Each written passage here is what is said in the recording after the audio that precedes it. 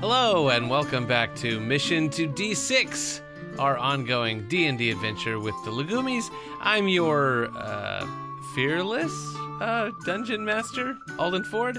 Whatever your armor class or alignment, we have more adventures for you today. When we last left off, the bulk of our heroes were battling evil in the caves, where more dangers surely lurk ahead.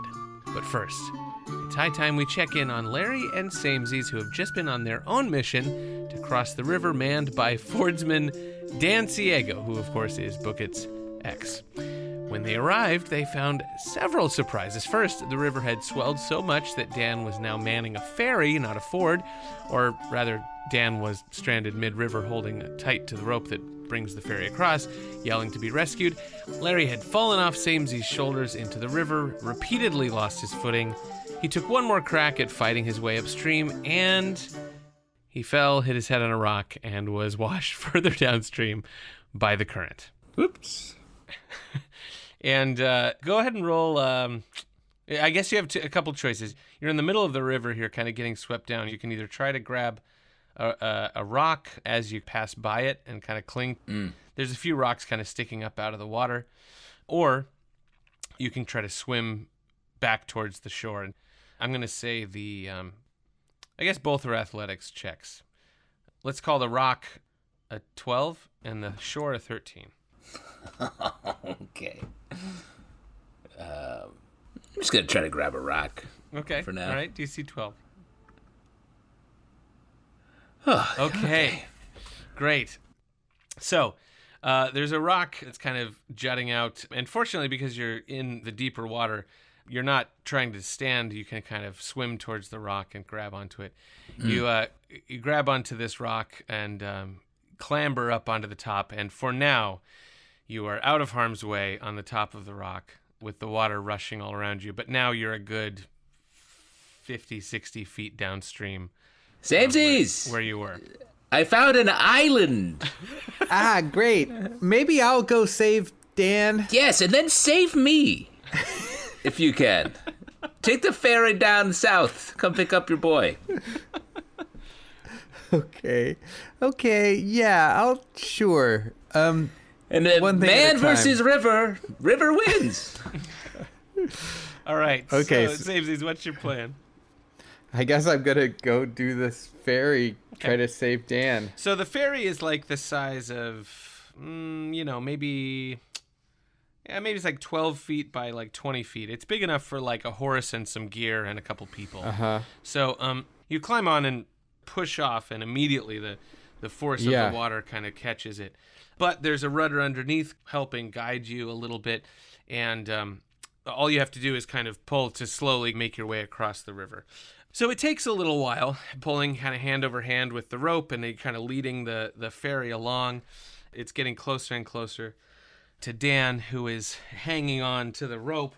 And as you're getting closer, he sees you, and a look of relief washes over his face. And as you get to him, he grabs onto the side of the ferry and pulls himself up. And attached to his leg is an enormous predatory fish with the huge jaws clamped around his leg. He pulls himself up, draws a hand axe from his sheath, and chops the fish in half, which lets out a disgusting gurgle and flops into the river. He clambers up onto the raft and stands up, and you realize that Dan is enormous. He's maybe like 7.5 feet tall. He's covered in real manly kind of hair, no shirt, just absolutely jacked. Really just an Adonis of a man. His pants are ripped. He's dripping blood, but he laughs heartily and gives you a big hug, and he says, "I knew you could do it. I knew you could save me, my friend. I owe you my life." Oh, Dan. Samesies. Huh? Is that guy being an asshole or what?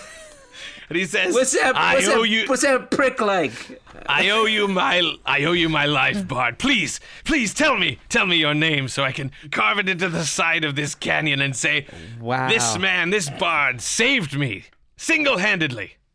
My name is Samesies, and you are just like, you could be the subject of a series of, Sogs. No, Wow, no. look at you. I couldn't buy him but a humble fordsman. Now, wait. Where is your companion? Where is the halfling who was with you on your shoulders? I think you see him, he's down there, sitting on the rock, kind of by himself. Yes, I see him. Fear not, halfling. I shall save you. Uh-oh. Uh... You don't have to do that, What did he say? Dan. That's... Samesies. What did he say? He's telling says, to come to my island. Dan looks with his keen, piercing blue eyes, and he says, I have a plan. He reels you back to the shore where you came from. Whoa, that was fast. Yeah, it takes like 15 seconds. He pulls the hand axe from his belt again and says, if my calculations are correct, this will work perfectly, but we must act fast and we must not fail. Whatever you say, Dan. He takes the axe and he cuts the rope in one easy swipe, and the ferry is free. He takes the rope, and before the current can sweep the ferry away, he ties a secure knot onto the railing of the ferry, and the ferry sweeps downstream in a slow arc right towards Larry's rock. He says, grab the rudder, Bard. I shall grab the halfling. So go make a, like, say, DC 14 athletics check, Winston. I rolled an 8. All right. Dan laughs heartily and he says, "Ha ha! Fear not, Bard, because it is not so easy to be a ferryman or a fordsman, as the case may be. It's not as simple as it looks. I shall do both." So he grabs the rudder and grabs around your waist so you don't fall off, and he reaches around and steers the rudder towards the rock, and he says, "Grab onto my wrist, Bard. You shall rescue your friend." Okay. And so he leans you out over the edge of the ferry as the current sweeps you by the rock, and you deftly reach out and grab Larry and bring him onto the raft, and the raft continues downstream along the arc towards the far side of the river. The width of the river is like 150 feet wide, and you kind of sweep down, so you're about 150 feet downstream of where the other side of the rope is anchored, and the ferry kind of softly runs aground on the other side. And Dan gives another hearty laugh and embraces both of you and says, "Only the three of us could have pulled that off. We worked together, didn't we? Halfling, you were very brave. If I were only 3.5 feet tall, I should never have taken the risk you had taken to save me. I owe you my life, too." Not even gonna offer me a drink from the ferry bar? Or what's the deal? Oh, yes, of course. Thank you for reminding me. We will return to the river later on in this episode, but now let us turn to the rest of our adventures, exploring the evil caves. That's Bookit, Dwayne, Quariel, Jiggly, and of course, Squelch Nyquist, the half-elf. If you recall, after having defeated various foes, including swarms and skeletons, they encountered a weird little shopkeeper who failed to sell them any of his wares, and they were presented with ever narrower passages down in this lower level. So, as you make your way through the caverns, almost single file because of how narrow these passageways are, up on your left you can see this little cave, and it's almost like looking into a geode that's been broken open. It's like a 6-foot wide little cavern full of a bunch of glimmering gemstones. And there's stuff coming off of the walls of different colors and shapes. There are all these angular, beautiful formations coming out.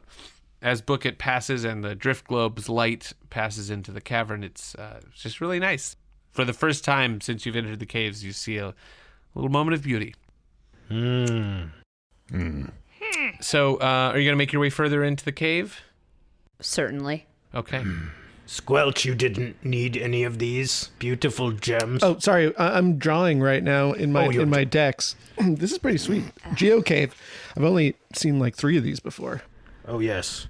I have relatives who go geocaving. Oh, nice. Those are the weirdest of relatives. So, as you make your way further in, it's gotten very quiet. The cave splits into sort of 3 different paths here. You have a couple of options, well, 3 options, if we're being exact. You can go middle, left, or right. Two of these passageways are going to be single file to get through, and the other one is open for a little while and then becomes single file down here. Okay, let's see. It's eeny, meeny, miny, son. If you see something, please yell, run. Okay. Oh, wow, cool, Dwayne. Nice. Quariel, you're taking that one. Which one? You guys are splitting up? But we could also stay together, just counterpoint. Oh, but I remembered that rhyme so well. Oh, I mean, I liked it. I guess if things do happen, we should be there for each other. I guess that's how marriage works. Or something, I don't know. Says the person who has split up from her husband. I say we split up! Do it, we're splitting up, we're doing it now. Okay. Wow. Great. All right, who's going where? I think I'll use the old tremor sense on this northern path. You're going to use your tremor sense up there? Yeah. Okay. Jiggly, you put your hand up against this rock wall, and your keen dwarven rock senses, you can feel against the wall sort of a... There's some wrestling going on right now. They're wrestling. Squelch and Bookit are moving their tokens around on the VTT, and it's very distracting, but it's also sort of funny. So you're with your hand up against the wall, Jiggly, you can feel ahead of you on this northern path, sort of a steady kind of almost like a white noise, like a steady vibration. Okay, quit the grab ass, you guys. There's something happening up here. Can we communicate with each other still? Are we close enough? Yeah, you're only like 10 or 15 feet away. Okay. So I'm going to share that up here, it feels like there's some kind of like, maybe there's like a waterfall up this way that I'm feeling, or some kind of rivulet. Cool. I'm just going to keep following Jiggly. Okay. What about the rest of you? Do we bother with the middle, or what are we doing? Yeah, the middle one is the one that no one has chosen yet. Remember, Bookit, that you have the drift globe, so wherever you go is lit, and everyone else, unless they take any sort of action, they're kind of making their way through the dark. Okay. I use my light to reflect upon the middle path. Okay. I'll go to this southern path. Okay. Great. I can cast light, so so I do that now. Great. It's a cantrip that I have because I am a magic initiate cleric, and so I touch a object and it sheds light for an hour. All right. That's it. Well. No. So you cast light. And of course, I cast it upon the ray of Rhodos. Of course. So your sword is glowing. Not the cod piece. So No, I've never done that. So the path goes down and kind of bends around a hairpin turn that you can't really see, but your light does cast as far as where the path turns. Go ahead and roll a perception check to see what's down there. A DC 12. Got it. There we go. Oh. Okay. 19. So as you peer down the path, the light that is emitting from your sword catches a bunch of very fine glints. You can see there's kind of a fine gossamer thread. Several of them maybe 10 feet in front of you, and around the bend it starts to get more and more dense around the corner as you go around there. Probably nothing to worry about. So Bookit, you shine the drift globe up, and it also hits a hairpin turn up here, so you can't really see around it. What? I'm just gonna go forward. Oh shit! Whoa! Who just ran? Bookit, you squeeze through this narrow opening, and things open up a little bit, and the path turns to sort of this clearing, maybe about 15 feet wide. It turns from this rubble-packed dirt to a sort of looser sand here. There's just kind of this circle of sand here. It's hard to tell if your footing would be steady or anything, but it sort of just looks like kind of a fine sand. Probably definitely not a trap. And in the spirit of Bookit, can I go up here and look at this watery zone? You don't have any light, so as soon as Bookit has left, you're basically in complete darkness, although you do have dark vision. Because you're a dwarf. But if anybody else follows you, they may or may not be able to see anything. So you walk up to where you are, and you can see you're on the shore of this kind of shallow subterranean spring, and off to your right, to the north, the water in this spring flows around this bend and heads down a narrow passageway. It's all kind of slanting downwards. Yeah. It's another piranha river. You can kind of see it's almost like a stream. You can see the bottom of it. It's not deep enough that you really need to worry about it. Can I head further even? Sure. Is anybody else doing anything? You're going to wait.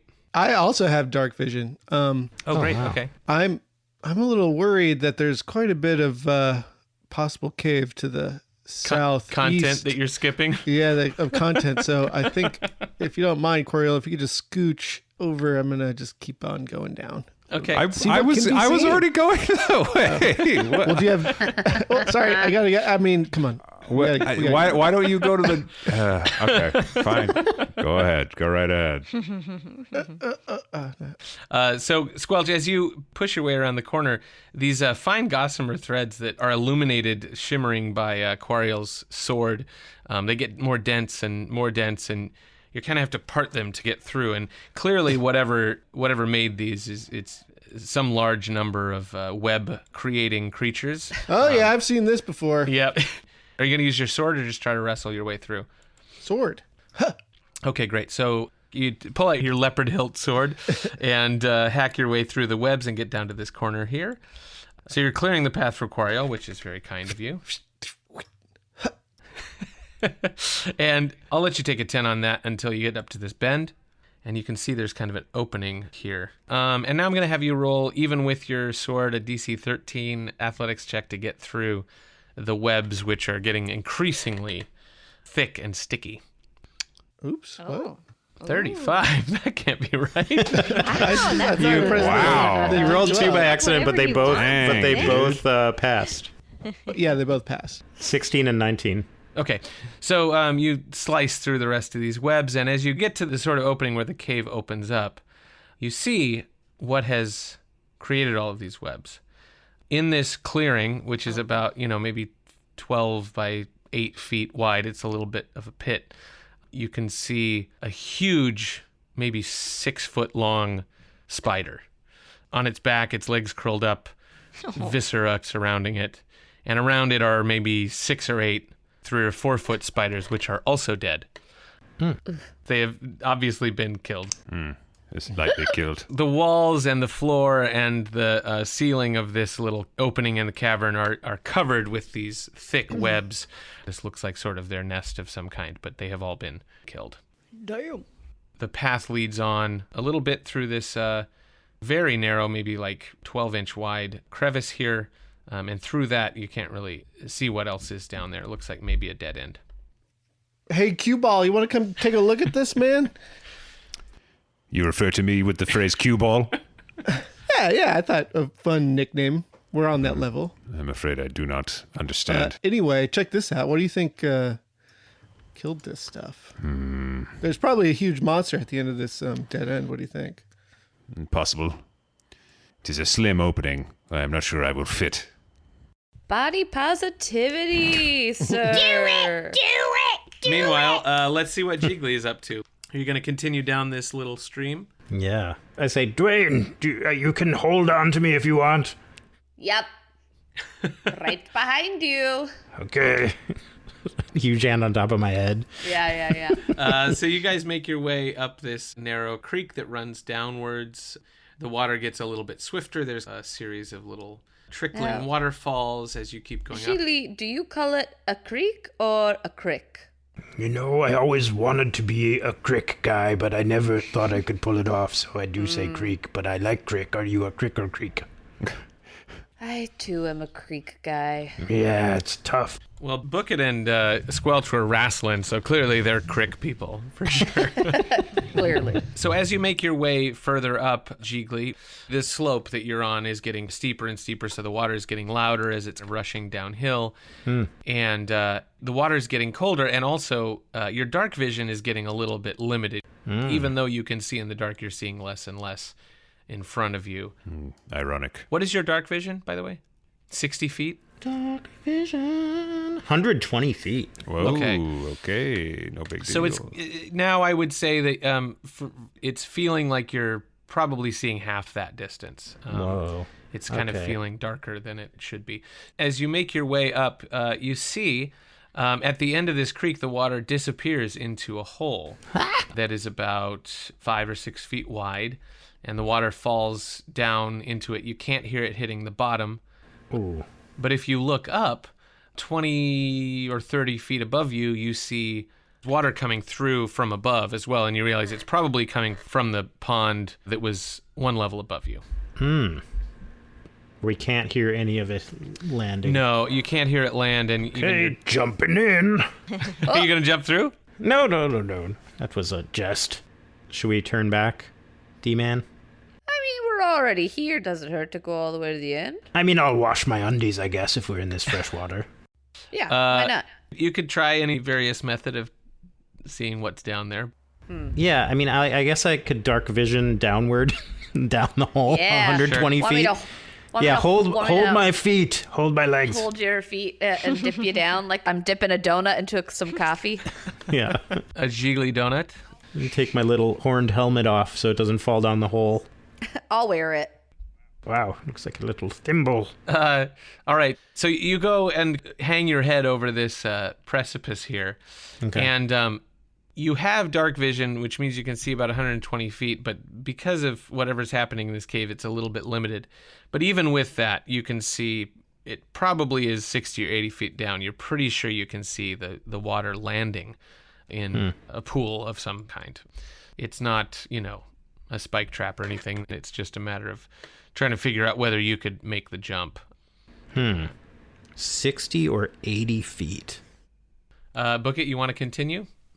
Yep, Bucket's all alone. No one's with Bucket. Just Bucket herself, and she makes rash decisions when she's by herself, so she's just going along. So as you cross this little sandy clearing here in the cave, go ahead and roll a perception check. DC 15 perception check. Oh. Yeah! For... Bucket alone makes rash decisions. Woo! They're going crazy! Bucket was a good witch while alive. So, as you're crossing across this, you feel under your feet sort of roiling vibration. You can't tell what it is or what direction it's coming from or what it's going to do, but you sense this movement under you. Let's try a DC 12 athletics check. Okay. Oh, okay. All right. So you sort of... Pilates. So you sort of jump forward, and as you jump, a swarm of snakes erupts from the sand. No, you've avoided them. So you jumped out of the way. You see just sort of like a writhing mass of snakes coming out of this pit. But you have succeeded your athletics check, so you've jumped clear, and now you're back into another narrow passageway. Thighs of steel, they say about Bucket. Yep. Hopefully anyone else who follows you will be as lucky. So back to Squelch and Quariel. All right, Q-Ball. I think I do not care for this term. I think there's probably some pivotal content down here. I've heard that in this cave there's a little dead end. There's going to be some kind of giant monster, and if you defeat the monster, then you get a chance to see the golden illumin rat, which spawns every 3 days. So, Squelch, where do you get your information? That's a joke, right? So I think we should go ahead. It is not, but very well. All right, we're going towards the end of this little dark... You said it's only 12 inches? I don't even know if I'm going to get through that. Yeah, it's a little bit of a tight big squeeze. Man. Well, I'm wearing armor.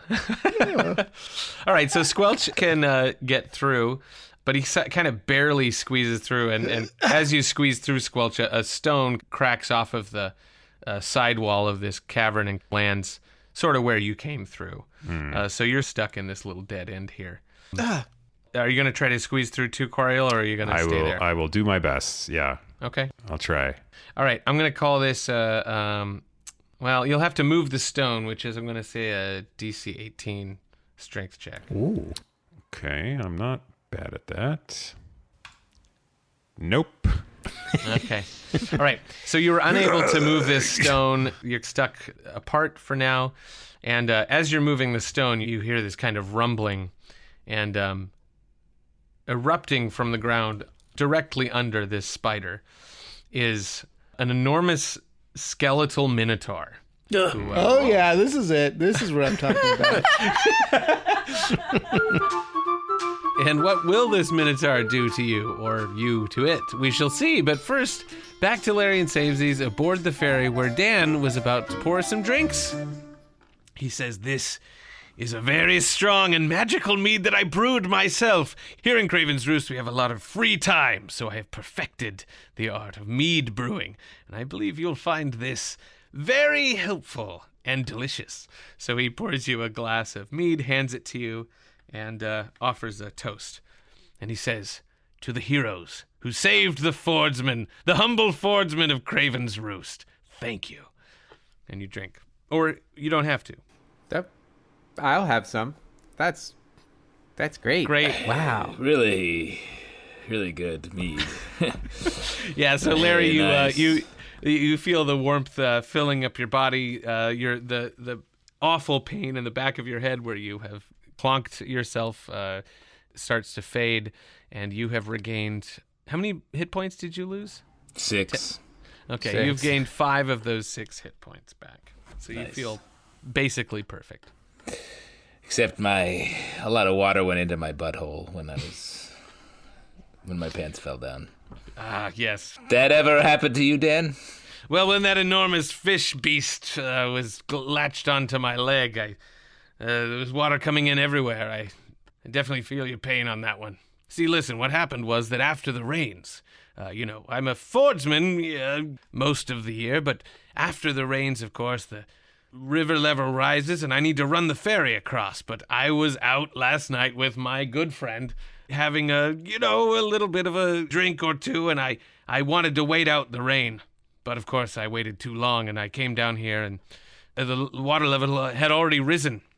So I hastily set up the ferry, swam the rope across, tied it to the other side, and got caught on my way back by that enormous beast. Oh, how it filled me with joy to slay him. Wow. So you are a ferryman. Man. Well, I'm a ferryman when I'm not a fordsman. Double threat. What are you looking at me like that for? I just have a question for you. Yes, and anything, this is, anything. This is purely for research for my bard friend, Samesies. Have you ever been in love, Dan? Have I ever been in love? Yes. Oh, of course. Of course. I fall in love every day. I have obviously had my share of relationships over the years. But what about you? I'm happily married. Really? Congratulations. Shall we drink to that? Recently, or is this a long time? Pretty recent. Pretty recent. Great. Tell me all about her. I must Ironically, a little bit on the rocks every now and again. know. Sure. Sort of, right, very apropos. My bride, she's very beautiful, strong-willed. Sure. That's what you want. That's what you want. You want an equal. You want a person who shares your lust for life. Yeah, she doesn't do that. She doesn't really make hard eye contact with me, or hasn't yet.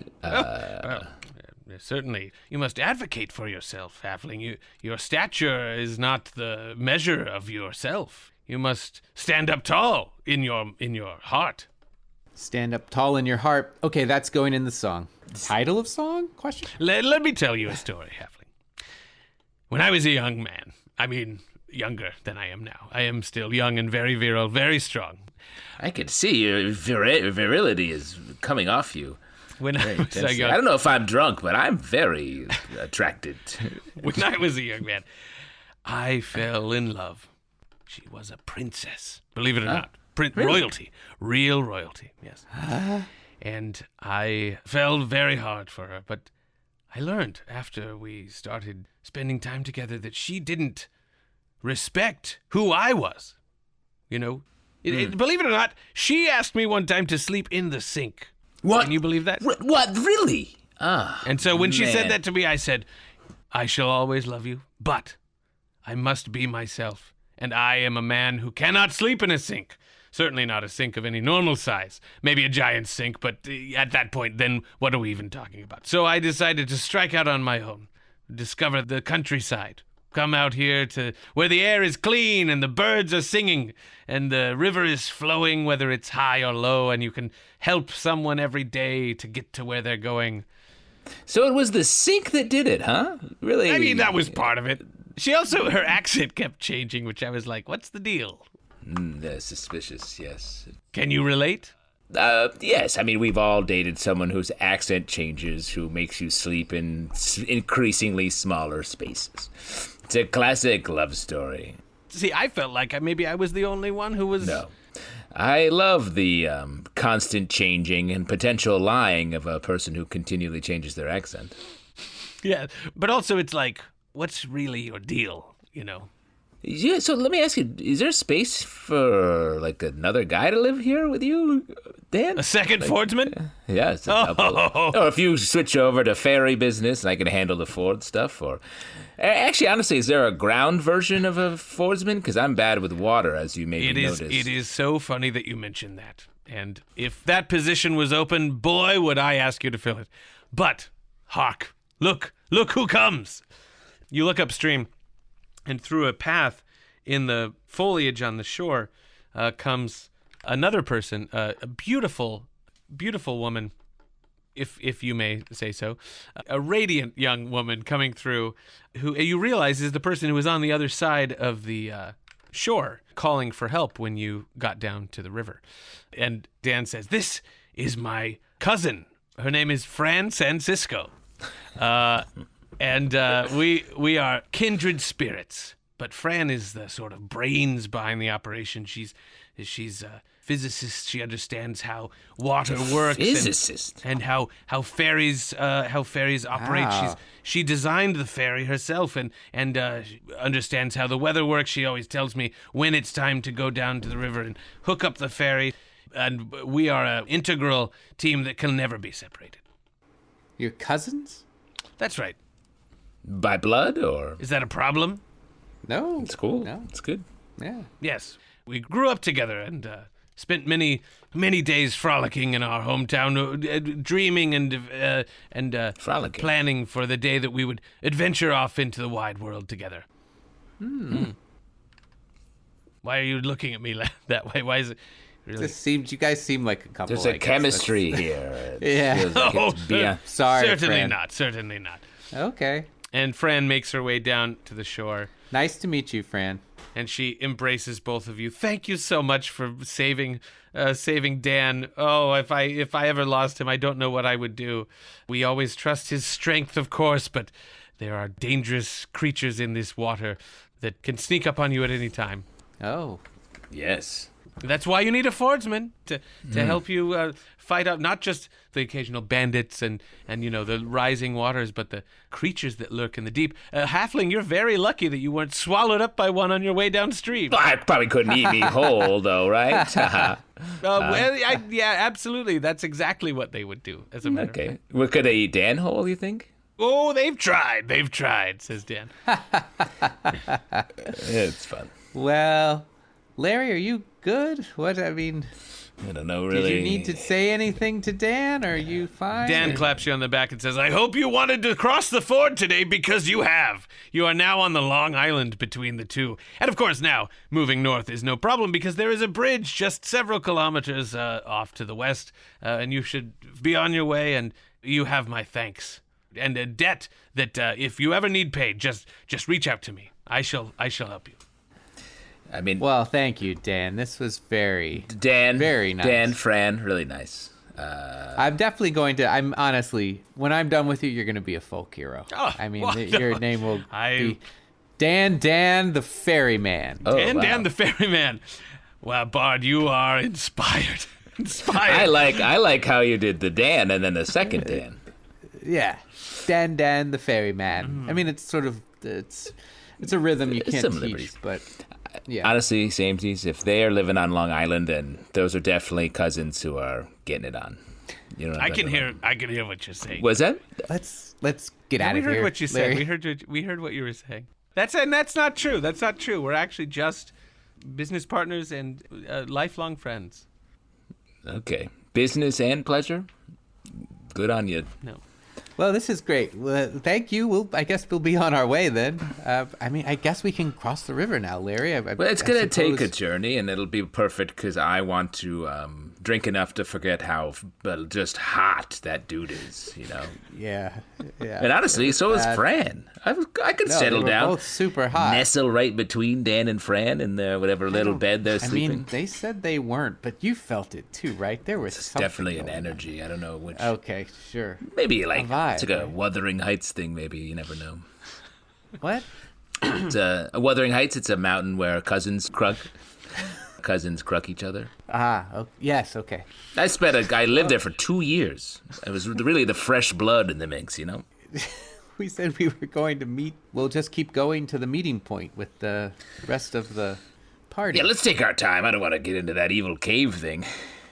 But that's the thing with an adventure like this. You set out saying you're going to kick some guy's ass, and really he saves your ass after he sees your ass, and you end up being vaguely turned on by him and his cousin. What an adventure we're having. Great. That turned out better than I hoped. Okay, so back to the caves where Quariel and Squelch have just encountered a skeletal minotaur.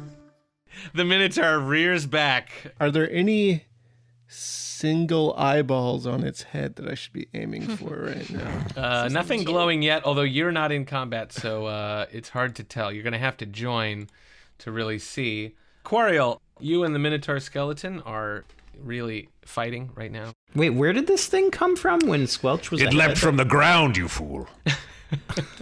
Oh, that wasn't even my Fool. character. I'm just personally being called a fool by He'll never miss an opportunity to call someone. This is fun too because our voices are clearly carrying through all. Yes, the it's points very of the quiet, so you cave. can kind of all hear what's The going on. acoustics in here, great. So, this minotaur rears up. Its disgusting skeletal body terrifies you. Foul. You realize that its enormous razor-sharp horns are probably what eviscerated these enormous spiders. Checks out. And the minotaur skeleton is going to go for a melee attack roll. He's going to gore you with his horns. Youch. And You face an agent of Rhodos the Sunlighter.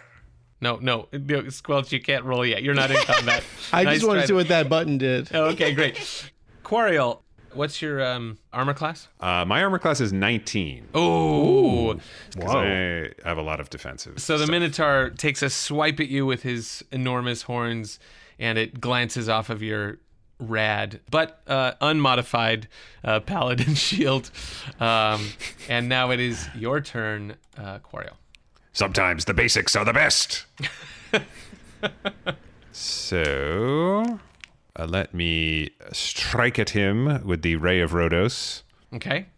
Go. Okay. Oh boy! Wow. Yeah. The Minotaur swings his head around to gore you, misses, exposing his many disgusting vertebrae of his neck. You take a swipe Gross. and go ahead and roll for damage.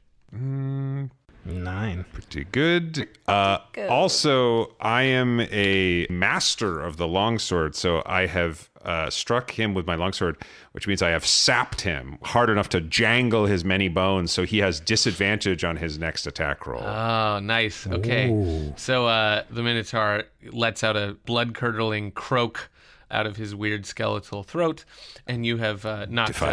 Defies physics, but... all right. Squelch, you're not in combat, but it is your turn to make a move. Would you like to either wait and see what happens or try to get back through and join the fray? I want to try to get back through. Okay. So you're going to have How do to succeed on that athletics check to move the stone that has blocked your path. Is there any way where I can use my acrobatics, which are a +4 to my advantage? Yeah, there's a little opening above the stone. I'm going to call that a DC 18 athletics check if you want to do that instead of try to lift the stone. I'm pretty good at a backflip. I think I'm going to give it a shot. Backflip. Are you a practitioner of the space? 16. Oh, so you try to do a so backflip and you knock into the rock. No dice on this one. Okay. Careful, Squelch. So the Minotaur runs at you, Coriol, and lifts you up with its head and attempts to slam you to the ground. Do your worst, Minotaur.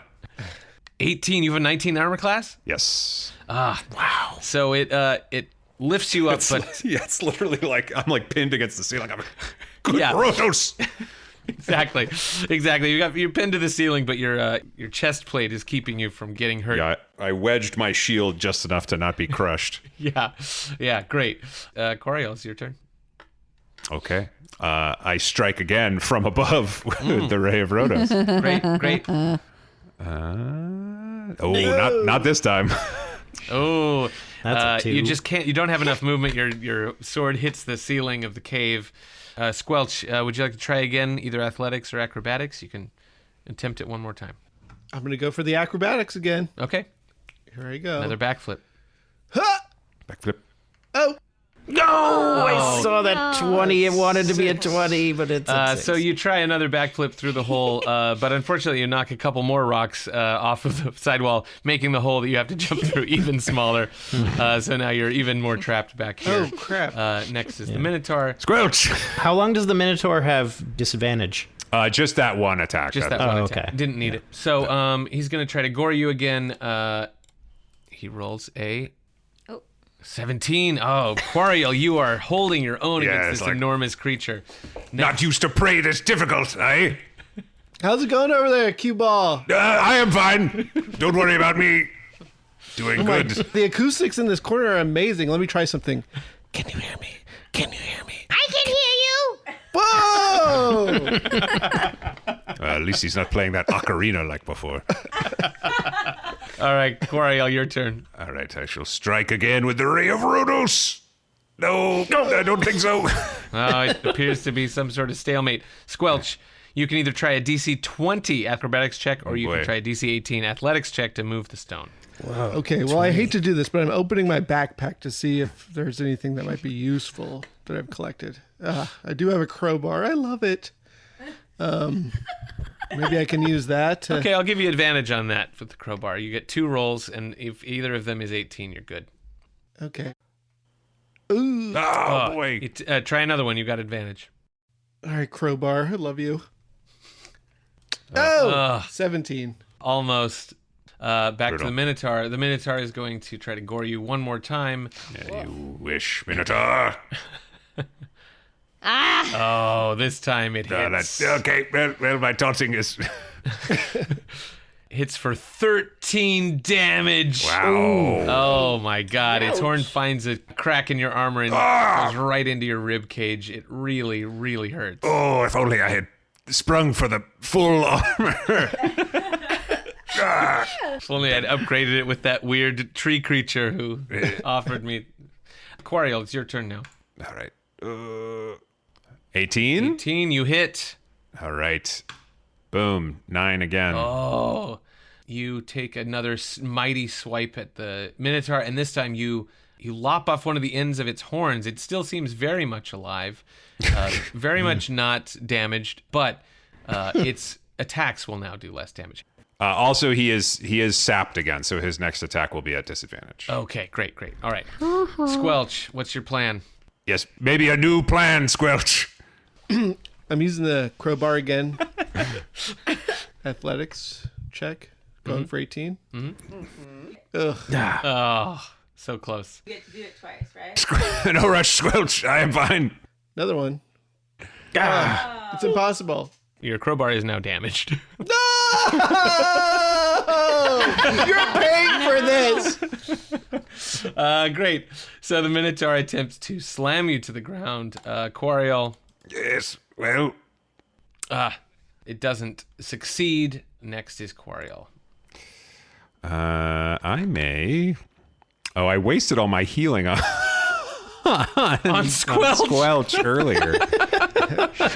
Sorry, what?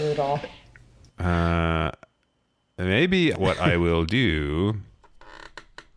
I am going to cast Divine Smite on my next attack. So if I hit him, I will do an additional 2d8 radiant damage.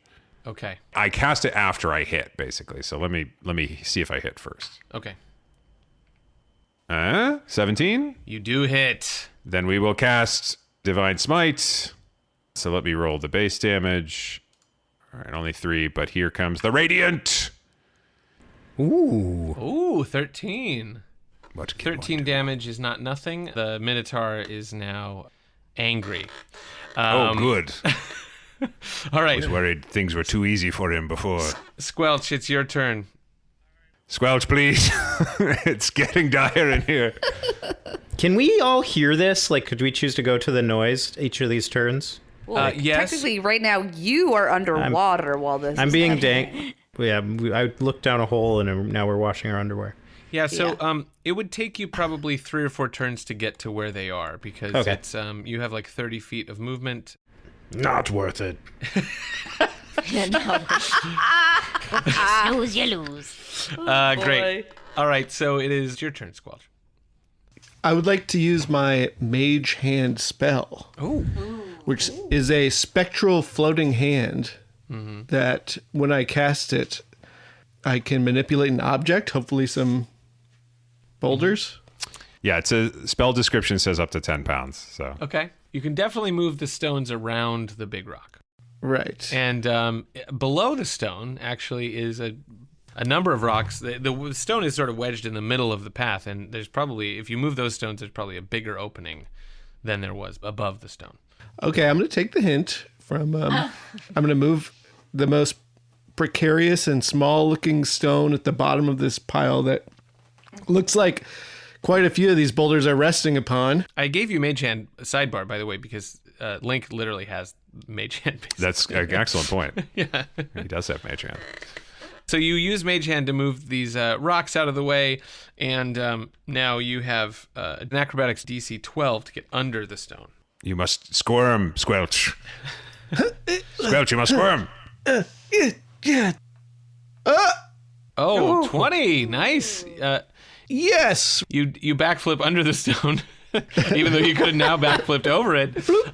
Very impressive. Explain the backflip under it. It's a slip flip. Tell me how that looks. You go. It looks, Slip flip. It's like a conga line. it's like a limbo. Yeah, exactly. So, Squelch, you are now in the fray with Quariel, and the Minotaur turns its empty eye sockets at you and gives a mighty croak.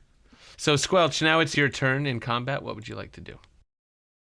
I have my longbow out, and I would like to aim a bomb arrow, which I hate to use. Do you have a bomb arrow in your inventory?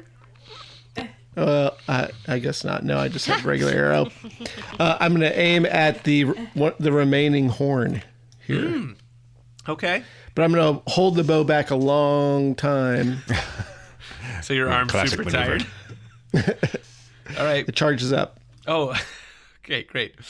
All right, so go ahead and take He waits for a small ping to know when to release. Exactly. What? Oh, there it goes. Oh, nice. Oh, yes, you hit. Go ahead and roll for damage. Ding. Yeah, still 4, you know. Okay, sure. not nothing. Four is not nothing. Great. Your arrow sticks into the Minotaur's horn, does not knock it off, but is definitely a good shot. I mean, it was thrashing around. It's very, very impressive. So are both his horns now blunted? No. The arrow is sticking out of the horn. Embarrassing. Yes, exactly. Skeletal minotaur equivalent of toilet paper on your shoe. So the Minotaur turns its ire on you, Squelch, and attempts to attack you. Your AC is 14. Oh, the Minotaur gores you. Ah! The Minotaur does 6 damage. Yeah, you have 28 hit points, Shane. So you're 20. okay. You're down to 22. Quariel, Yes. you are next. All right. I shall. Well, let me attack first because a lot of my attacks are very like if I hit, I can do this additional effect. I strike at you and I hit. Oh, very nice. Wow. And so you sort of see Quariel now bleeding from the ribs and getting angrier and angrier. He goes, "Creature, you have pulled down the wrath of Rhodos the Sunlighter." So I'm going to cast Searing Smite on this Yeah, dog. creature. Is that a spell slot? It is. Okay. Divine Smite I just had. I think that's a paladin thing. Okay. But Searing Smite is It's going to take an extra d6 fire damage, and it continues to take d6 fire damage every round until it makes a Constitution save, a successful one. So, but let me do my damage first. That's slash for 4. Okay. Searing Smite for 2. Oh, okay. So, and it continues to take fire damage? On its turn, it will take another d6, and then it can try and save to not take it anymore. Uh-huh. Wow, great. So the brittle, dry bones of this Minotaur skeleton burst into flame. It's now more terrifying than before, but it doesn't seem very happy about it. It's definitely very upset that you've lit it on fire.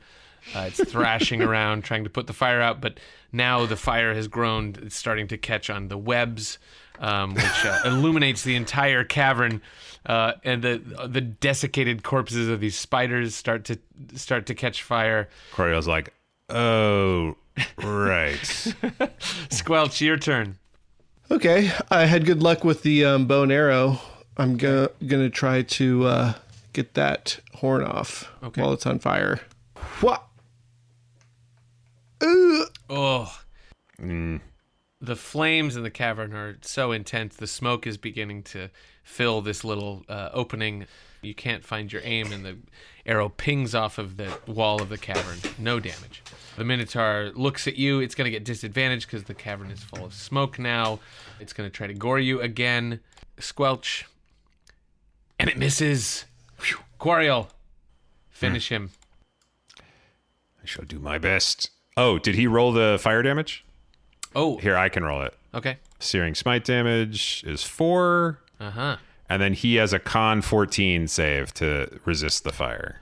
Con 14. Okay. Nope. Oh. So he's still burning.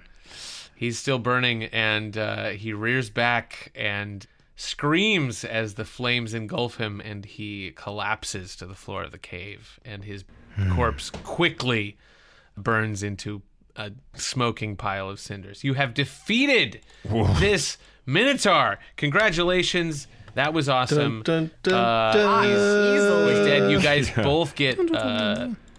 wait, do you split experience? Yeah, typically.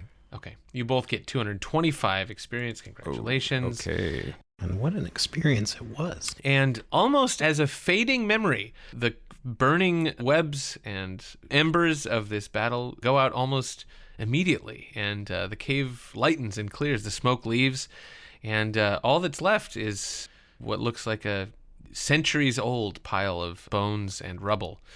And back through the cave, under the rock, there's a little glow as Squelch notices a little Lumarat back there in the empty cavern. It's oh my gosh! I was about to set up my tent. I thought we had to camp out here for 0 to 3 days. There it is. Can you believe that? It was 0 to 3. It was 0. Yes, Squelch, I may leave this battle to you as I am considerably wounded. It's not a battle. I just need to draw it. Oh, you what? For my decks.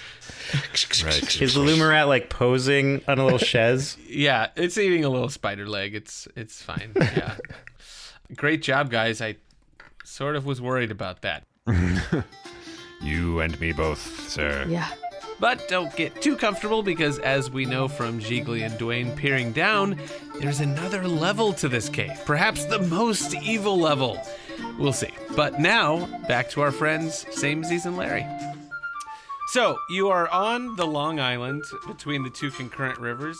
Fran and Dan head upstream, dragging the ferry. Mostly it's Dan with his huge arms, his huge hairy arms. But also, Fran is no slouch. You can see that Fran has really got some muscle. They're both pulling the ferry upstream against the current at an alarming rate back towards where the ford was, and they're going to go try to hook the ferry back up. Are you going to move on, or are you going to help them? What's your plan? So wait, the options are... Well, you're now across a raging river from where everybody else is. So you can head to some place and try to find a rendezvous point, or you can try to head back across the river, or you can help Dan and Fran set the ferry up again, or whatever you want to do. It's totally up to you. What do you want to do, Larry? I think we gotta get out of here. I can't be around this. So we'll find a rendezvous point. Can't be around this hairy... You want to find a bar, right? Yes. We'll find a tavern. I can start working. I mean, it's perfect. You can drink yourself, If I know Book It, she probably hooked up with another local man, and so I want to kick that guy's ass. Okay? Okay, Someone sure. more little. Let's find a tavern, and maybe we can send a missive towards the caves. I mean, how would we even do that? Yeah, we tie a little note to a rat, push it in the cave. Maybe we can send a message or something. What do you mean send a message? What do you mean? We you can want just to have echo? somebody go... You want to shout and hope it echoes? Just wait in front of the cave mouth. They're not going to come out of a different area, I don't think. What? I don't know. Caves are crazy like that. You never know what you're going to get into. That's true. I'm telling you, you'd laugh, but tying a note to a rat or a couple of rats, it's not the worst idea. What did we end up telling them that we were going to do? Go talk to Dan and then... Yeah, I said we talk. Ever tell them I said talk, but I meant fight. Right. They all thought that, and we can say that you did if you want. Yeah, I think that's good. Maybe write a song about how I kicked that big guy's ass. Because here's the thing. We could tell them that he was ugly, but Book It will know because she used to date him. Right. Maybe he got ugly. What if we say it's like the fordsman who got He turned ugly? He was cursed? Yeah, or like he let himself go, Okay. Well, let's just keep going, and we'll find them. The tale of the open sores. What? He has scars. This isn't a brainstorm. We're not. No? No. I'm gonna. When we get to the tavern, I'll put the first thoughts down. Okay, you want to write a first pass and then send it my way? Sure. Yeah, well, I could pitch in some other ideas for how he's ugly, like leeches or, So you head west upriver for a couple kilometers, and you see a large sort of suspension bridge, suspended between the two rivers. It's about just wide enough for two horses to maybe cross. It's big by bridge standards, but it's pretty narrow, suspended out across the river. And at the side of it on your end is a little guardhouse, and there's a little guy inside. It sort of looks like a goblin, but he's definitely like a halfling or something. He's just a weird-looking guy. And as you approach the bridge, he slides open a little thing and says, "Hey, who goes there?" Two travelers. Yep, two good guys walking around. Be you an enemy of the kingdom? Which kingdom? The fourth kingdom. Oh. The fourth kingdom, Glenaren. No. The kingdom you're in now. No, we're not an enemy of the kingdom. Good. We're helpful. Yeah, we're great. Citizens, heroes. Yeah. Have you any hand in destabilizing the kingdom by, destroying the castle or anything like that? No. He hasn't. He didn't. I wasn't. What about you, Bard? I have a +4 deception. Why did you say that? What do you mean? What do you? Keep it a little closer to the vest, Samesies. No, not at all. Oh, okay. Then you may pass. 1 silver, please. Silver. What do you have? I have gold. Oh, this is embarrassing. Me too. I have change. I have change. I'm a businessman. Okay. Yeah, we'll pay the way across. Very well. Thank you. Here's 1 gold piece. Here's your change. Is it 1 silver for each of us? Yes. Is that a problem? Have you seen that? This is a pinnacle of technology here. This is a suspended bridge. Yeah. When was the last time you saw one of those? Never, because they push the boundaries of what is technologically possible in this world. I just wanted to know how much change I should be expecting. Well, obviously, since we are all familiar with how everything works, 1 gold piece is equal 10 to 10 silver pieces. So you get 9 silver back for 1 gold. Well, you mind paying for me, Samesies? I've had sort of a tough I'm paying day. for both of us.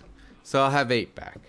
Sure. Right? Great. It doesn't. Because you just told me that each one of us. Yeah, we just want you to break a gold for us. I don't need to know your life story. I need 2 silver pieces. You saying it's right? There you go. Here's a gold piece. Give me 8 back. Yes, I know. I'm the one. Here you go. You're right on the edge of becoming an enemy of the kingdom right now. You're borderline saying this is pay what you will. We're gonna get out of here, man. This river's stressing everyone out. Water's too high. It's too much. They're two of them. That's the thing. So, it's because they're two of them so close together. Both go in the same direction. Why are there two? Yeah, it's too much. Doesn't make sense. One should be going the other way. It's just like as soon as you get done with one river, you think you're done, and then there's another one. It's too much. Yeah, exactly. The concurrent river. Too much. So as you cross this bridge, you see up ahead of you at the other side of the bridge a little village. It's bigger than Craven's Roost, and it's bustling. You see some shopkeepers, and you see there's some townsfolk, some kids running around with a dog. It's really nice, and most importantly, you see what looks like a pretty solid little tavern there. What do you say, Larry? Should we just... heck yeah. Yeah, let's post up there. And I mean, I'm sure the road will probably lead here eventually. For the rest of the group? Yeah, who knows? There might be an exit from the cave in the tavern. Yeah, that would be cool. Yeah. If it's meant to be, it's meant to be. Right. Because, like, Quariel's probably doing his whole thing right He's now. He's like, this is fire, right. Rhodos. Yeah, he's doing that. And Booket's like, nice. I love Larry, I miss him. Sure. Great. You guys head into the tavern. There's a roaring fire. There's bards singing. There's drinks being slung.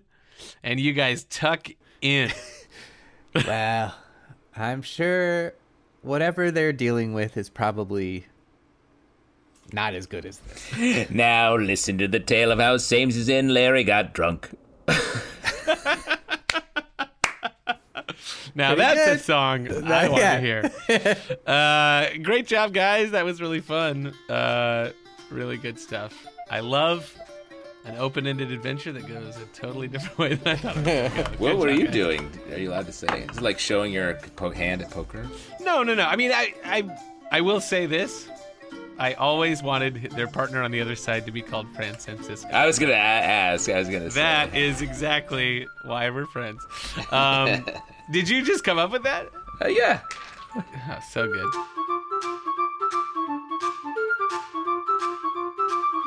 What evil lies ahead for our spelunkers? What incredible drunkenness lies ahead for our forders and farriers? We shall see on the next episode of Mission D6. Until then, may your dungeons be comfortable and your dragons chill. I don't know. Okay, thanks for listening. Bye.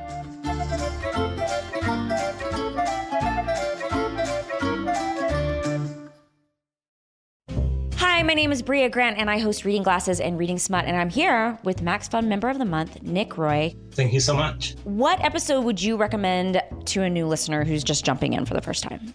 Definitely the one where it's like, let's talk about reading glasses. Because as someone who started listening, 7 years in, I was like, oh, that's why we say that. Oh my God, Mallory's gonna love that you said that, because she really was like, we gotta tell people more about ourselves. I'm like, we just talk about ourselves every week. What would you say to other people who are considering supporting Maximum Fun shows? I would say if you want to keep listening to content that you enjoy and you want to support the creators, oh no, I just won't get a Starbucks once a week and I give you guys $10 a month. Sounds good to me. I love that. And listen to Nick. Nick's a librarian. He knows what he's talking about, so. Support the shows you love, including this one. Check the show notes for a link or go to MaximumFun.org/join.